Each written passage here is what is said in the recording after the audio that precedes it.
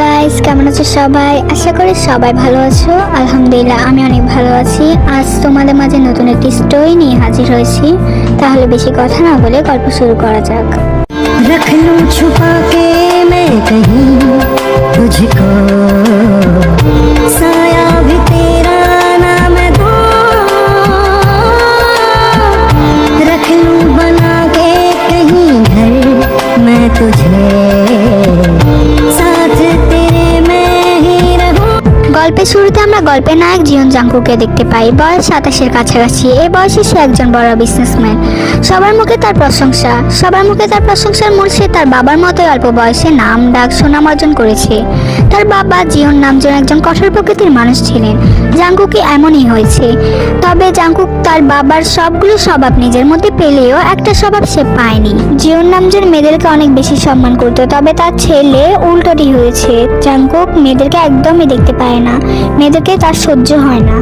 আর গল্প পরিচয় আমরা গল্পের মধ্যে পাবো। তাহলে গল্পে ফিরে যাওয়া যাক। আমরা গল্পের শুরুতে একজন ছেলেকে দেখতে পাই। সে তার ঘরে গম্ভীর মুখ করে বসে আছে। আর এই ছেলেটি হচ্ছে জাংকুক, জিয়ন জাংকুক। তার এভাবে বসে থাকার কারণ তার নানি তার প্রাণের চেয়ে প্রিয় তার মামা জেহব। তারা জাংকুককে তার সবচেয়ে অপছন্দের কাজ করতে বলছে। তারা চাইছে সে বিয়ে করুক। এই তো কিছুক্ষণ আগে তার নানির সাথে রাগারাগি করে আসলো। গল্পের সুবিধা অনুযায়ী আমরা একটু ফ্ল্যাশব্যাক থেকে ঘুরে আসি।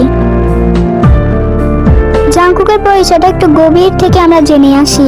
কেন সে বিয়ে, মেয়ে, সংসার এসব কিছু ঘৃণা করে, কেন সে বিয়ে নামক বন্ধনে নিজেকে জড়াতে চায় না। মূলত জিয়ন জাংকুক তার বাবা জিয়ন নামজুন এবং তার মা জিয়ন জিন পালিয়ে বিয়ে করেছিল। প্রথমে তার নানি তাদের সম্পর্ক মেনে নিতে চায়নি। পরবর্তীতে জিনের বিয়ে অন্য জায়গা ঠিক করায় সে বিয়ের দিন পালিয়ে যায় জিয়ন নামজুনের সাথে। বিয়ের পর শুরু হয় তাদের ছোট টুনাটুনি সংসার। বিয়ে 4 বছর পরে ওদের কোলে আলো হয়ে আসে জিয়ন জাংকুক, তাদের ভালোবাসার আদরের ছেলে। জাংকুক 3 বছর বয়স থেকে শুরু হয় তাদের সংসারে পাথর ধরা। জিয়ন নামজুন নিজের ব্যবসা শুরু করেন। এতে তাকে অনেকজনের সাথে উঠা বসা করা লাগতো। এতে অনেকে মেয়েও ছিল।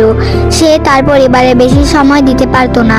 এই সব কারণে জিন ধীরে ধীরে নামজুনকে সন্দেহ করা শুরু করে। তাদের মধ্যে এসব ব্যাপার নিয়ে প্রচুর ঝগড়া হতো। তারা মাঝে মাঝে তাদের ছেলে কথা ভুলে যেত। এদের মাঝে জাংকুক প্রচন্ড মানসিকভাবে ভেঙে পড়ে। এরপর কেটে যায় আরো 3 বছর।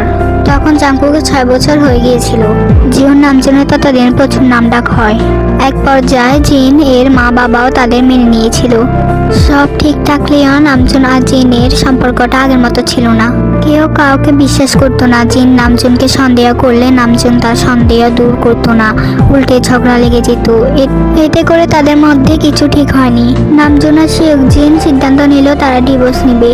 একদিন জিনের ফোনে কেউ একজন নামজুন এবং তার এক কলিগের আপত্তিকর ছবি পাঠায়।